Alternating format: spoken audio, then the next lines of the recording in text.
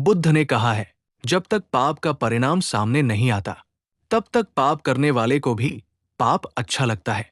जब पाप अपना असर दिखाना शुरू करता है, तब पापी को समझ में आता है कि उसने कितनी बड़ी गलती की है। कभी कभी संसार में ऐसा देखने को मिलता है कि बुरा व्यक्ति मजे में जीवन बिता रहा है, धोखेबाज व्यक्ति हर दिन तरक्की कर रहा है, धार्मिक और अच्छे लोग दुख और परेशानी झेल रहे हैं। ऐसा क्यों होता है? इसके दो कारण हो सकते हैं।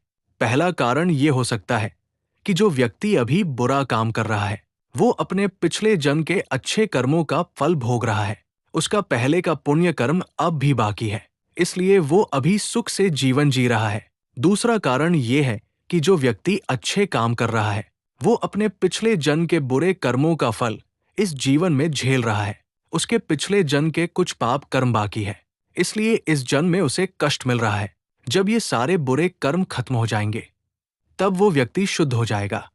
फिर वो दोबारा इस संसार में जन्म नहीं लेगा। हमने ये भी देखा है कि जो लोग जीवन में बुरे कर्म करते हैं, उन्हें अंत में दुख भोगना ही पड़ता है। इंसान जब तक अपने बुरे कर्मों का फल नहीं देखता, तब तक उसे अपने गलत कामों में मजा आता है। वो दूसरों को धोखा देता है, लोगों को सताता है। उसे लगता है कि सब कुछ ठीक है, लेकिन जब परिणाम सामने आता है, तब वो जेल या सजा पाता है। फिर उसे अपनी गलती का पछतावा होता है। इसलिए किसी भी हालत में बुरा कर्म नहीं करना चाहिए। अगर कोई व्यक्ति दुख या गरीबी में गलत काम करता है, तो उसके कर्म का मूल्य उसी परिस्थिति के अनुसार देखा जाना चाहिए।